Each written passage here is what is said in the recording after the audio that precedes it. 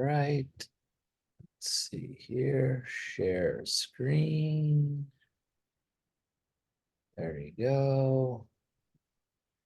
And press play. There we go. All right. Thanks for joining us today, everyone. Debbie and I are going to go over cold call with confidence. So, where cold calling comes in. Not too many people enjoy cold calling, but cold calling, let me just put my take on this. Cold calling is when you're calling somebody that has no connection with you or doesn't know anybody for whatever reason. It's just you're just picking random and cold calling. Now, my opinion, don't get this mixed up with farming, the sphere of influence, referrals. That's not cold calling. Sometimes agents figure their first call is always cold. That's not true. Example, not to go too much into this and take too long today, but I just wanted to give you what my thoughts are. If you are farming an area and you want to call everybody in a community or development or part of a city because you have a couple listings or something in there that you've sold before, that's a semi, it's not cold, that's semi warm cold because you're calling them to connect you. Hey, Mr. and Mrs. Jones, I'm calling you today. I'm Tony Drace, Century 21 Homestar. I've sold a few houses in your area. Just wanted to let you know I'm your local realtor that's specialized in they're connecting. I've sold houses in your area. You're calling someone, hey, by the way, I'm Tony Dracy with Century 21 Homestar. Your cousin Joe told me to give you a call. That's a warm call. So, so if you want to talk to Debbie or after this, we could give you some the things that warm up the cold call. So when you talk to people, it'll make you connect with them better. I just wanted to come out with that little disclaimer before we got started. So that's True. all right, Deb, go ahead. So that's true. But the first thing that you want to do when you're getting ready to make calls, even if it's someone who's been referred to you, is to make sure that you're checking the do not call list.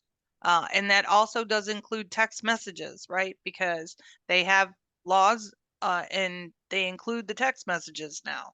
And it's okay to be nervous and afraid when you're trying to call somebody and have butterflies, because it doesn't mean that you're going to be bad at it. It just means that you care about what you're going to say to them. So um, just take a Right. deep breath and jump in, but you also want to make sure that you're calling at the right time.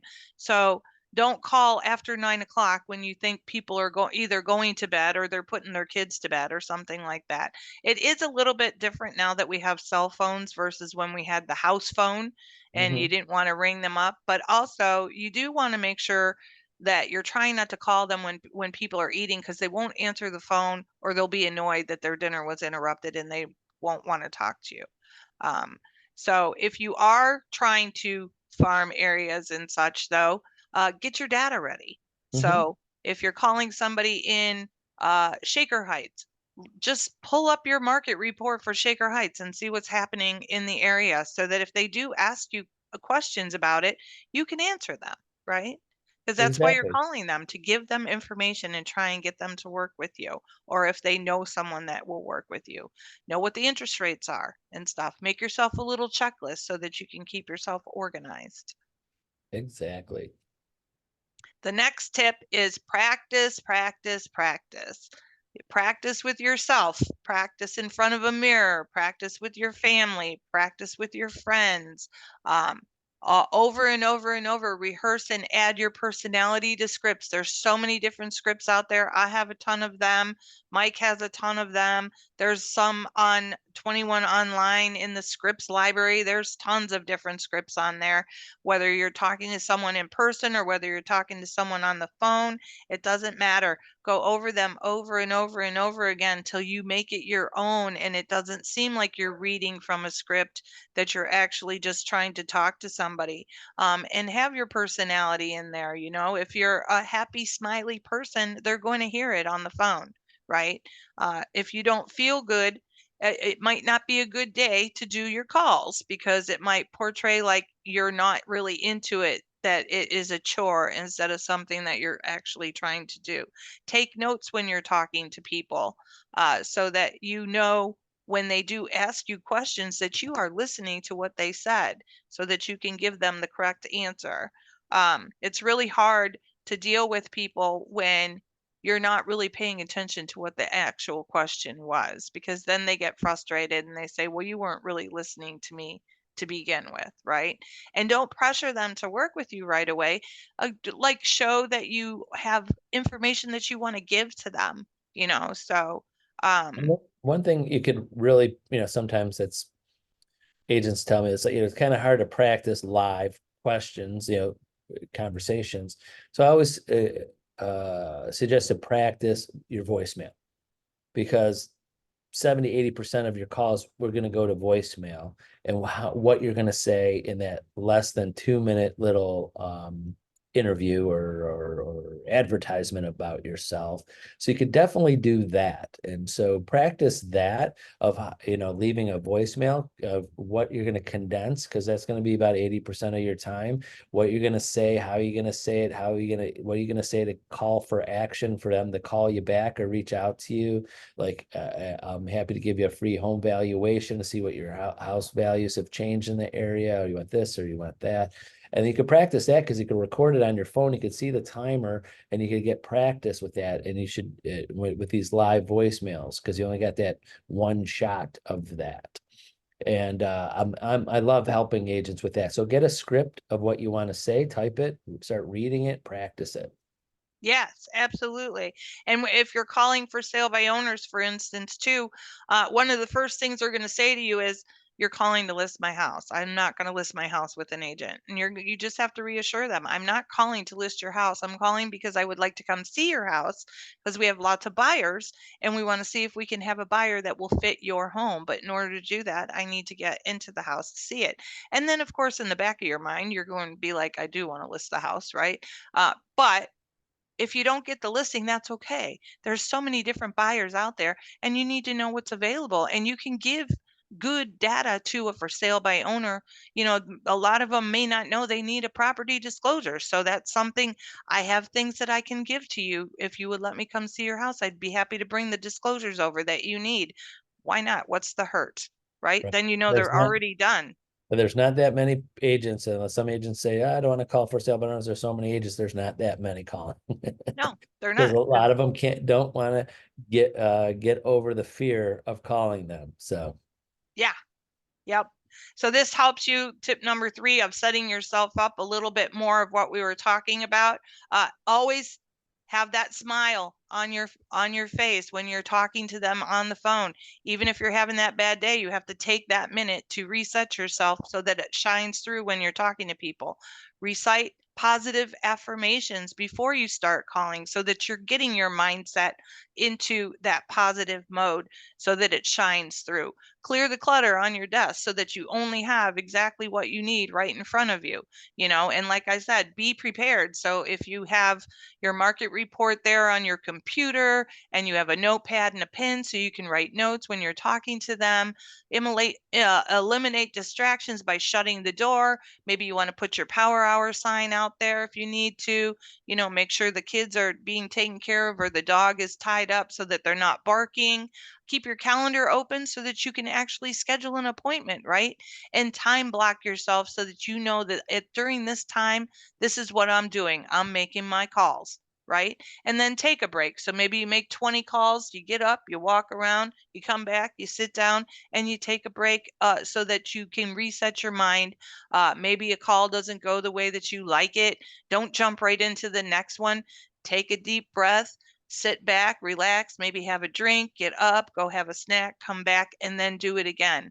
And make sure you have open-ended questions when you're talking to people so that you can get a conversation going. exactly. Good stuff.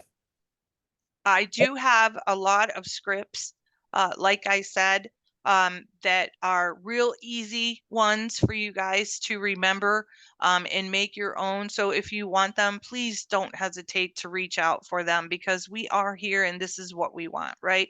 To help you and get out of the mode of, oh my God, I have to make calls today to get yourself into that mindset of, oh, great, I'm going to make calls. So that means I'm going to start making money today. Exactly. Well, it all comes down to comfortable. You have to be comfortable having conversations with people on the phone. The phone is still the number one tool that we have as realtors, as salespeople, is the phone. And I know sometimes, especially newer agents, think there's some type of technology that's going to automate it more, or replace how many people you have to talk to, or there's some type of magic thing that you're going to have people calling you more than you calling out. I promise you, there's no successful realtor that is getting more incoming calls than out the ones that they make outgoing calls. So That's true. if Very you're true. if you're thinking that the phone just rings and you're just gonna do well in real estate, but just picking up phone calls because whatever marketing you did is going to make the phone ring. The thing that makes the phone ring is you starting the conversations and calling out first. And the more again, like I said, 70-80% of your calls are going to be voicemail. So you have to make those voicemails to get the calls back. You can't there's no other way. People don't call in ads. They're not going to call on an email.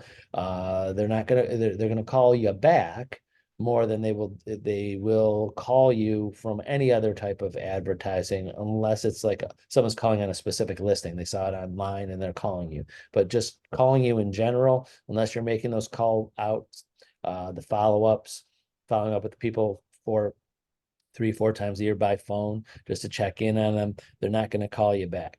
So Right. we got Groundhog's Day coming up already. Yeah. And this is one that I pulled from our system because I don't know if y'all know, but they have stuff that's already made for you. And this is a perfect one, right? So it does say Century 21 Homestar on it. It's Groundhog Day. He's so cute. I know they want to get rid of him and make him a coin, but I think we need to keep him. I don't know. What do you Right, think? yeah. I agree. And then here is your other tip. So you can do a little thing about the Super Bowl, February 11th. I thought this was kind of cute. Let me tackle all of your real estate needs. I thought that was so adorable.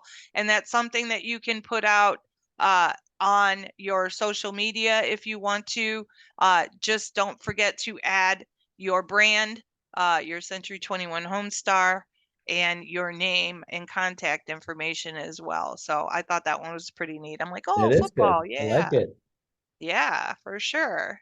Even And, though and even though we're not in we're not it, in it, no, but we tried. we did a good job. But then we got some CE coming up. Yeah, we got February 1st, which is on Thursday, is the Hesh talking about the lawsuit. I'm going to be going to that one because I want to know what he has to say about that. And then Mike Ferrante has the Be Rockstar agent doing these 15 things. So those are secrets, guys. So if you want to know how he gets successful, you want to go to that class. And then PMI, good or bad. So private mortgage insurance. There's a whole class about that with Hesh on March 7th. As they turn in their CEUs, we'll get more for our calendar, but there's a few going on right there for you. Of course, you can always get continuing education classes from Andros and McKissox and all kinds of fun things. Definitely. Well, good. Well, thanks for joining us, everybody. Remember, reach out to us. Don't be scared of the phone. You should really spend more time on your phone than anything else. Yeah, In you this have to, business, a lot of people are staring at their computer all day long, sending emails and researching things and all of that. But most of your time should be your headset or your AirPods and making outgoing calls. And there's never a bad day to start. Just yep. start. And unless they tell you to stop calling me, keep Right. calling. I love voicemails. I love voicemails. This is my favorite thing because I know they're going to listen to it, or they at least I get credit for it, and then I could get on to the next call after that. So, but that's it. Enjoy your day, and we'll see everybody next week. Bye-bye. Bye-bye.